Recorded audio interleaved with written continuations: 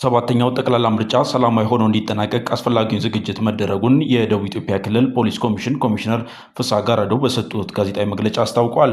ፖሊስ ከቅድመ ምርጫ ወቅት ጀምሮ ከሚመለከታቸው አካላት ጋር በመቀናጀት ምርጫው ሰላማዊ ሆኖ እንዲጠናቀቅ እየተሰራ ነው ብለዋል። የሰባተኛው ሀገራዊ ጠቅላላ ምርጫ ከዚሁ ለፖሊስ ከተሰጠው ኃላፊነት ስር የሚወድቅ እንደመሆኑ መጠን በተለይም በአንድ ሀገር ውስጥ ካለ ህገ መንግስት የሚመነጭ የዜጎች መብት ከሆነው አንዱ በመረጠው መንግስት የመተዳደር ዲሞክራሲያዊ መብት አለው።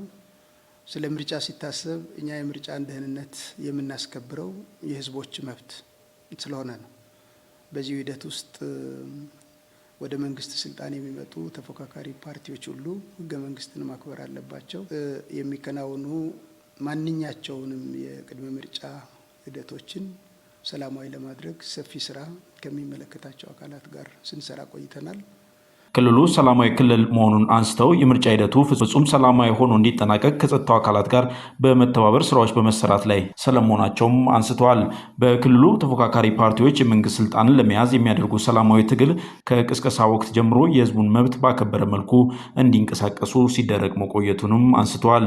በጣም ሰላማዊ የሆነ ክልል መቻቻልን የሰላም ተምሳሌት የመሆንን እና ለእድገት ህዝቡ የሚያደርገውን ጥረት ማዕከል አድርጎ የሚሰራ ክልል በመሆኑ ምክንያት ከምርጫ በፊትም በምርጫ ወቅትም አንጻራዊ ሰላም ያለበት በሰላሙ ሂደትም ፖሊሱ ብቻውን የሚሰራው ስራ ሳይሆን ከህዝቡ ጋር በመተባበር በሚሰራው ስራ በጣም ሰላማዊ ሁኔታ ነው ያለው። በዚህ መንገድ የቅድመ ምርጫ ስራችንን በጣም በተሳካ መንገድ ፈጽመናል ማለት ይቻላል። ለምርጫ ጣቢያዎች የምርጫ ቁሳቁስ የማድረስ ስራም እየተከናወነ ነው ያሉት ኮሚሽነሩ በእስካሁን ሂደትም ምንም አይነት ችግር አለማጋጠሙን አንስተዋል። ባሉን 56 የምርጫ ክልሎች የምርጫ ቁሳቁሶችን ማስገባት ጀምረናል።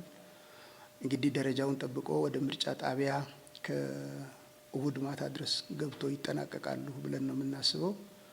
በእነዚህም ሂደቶች ውስጥ እስካሁን ያጋጠመን ምንም አይነት ነገር የለም። ፖሊስ ምርጫው ሰላማዊ ሆኖ እንዲጠናቀቅ የሚንቀሳቀሱ ጸረ ሰላም ኃይሎችን በመከታተል እርምጃ መውሰድ የሚያስችል ዝግጅት ማድረጉንም ገልጿል። ከአድማ ብተና ሰራዊት ጀምሮ በየደረጃው ያሉ የጸጥታው አካላት ጋር ቅንጅታዊ ስራ እየተሰራ ስለመሆኑም በሰጡት ጋዜጣዊ መግለጫም አመላክተዋል። የሰባተኛውን ሀገራዊ ምርጫ ለማደናቀፍ ኃይል ተጠቅሞ ለመንቀሳቀስ የሚሞክር ኃይል ካለ ኃይል ለመጠቀም ለሚሞክረው ኃይል ደግሞ የዚሁኑ አይነት ተመሳሳይ አጸፋ ሰጥተን በቁጥጥር ስር ማዋል ስላለብን በቂ የአድማ ብተና ፖሊሶችን ዝግጅት አድርገናል።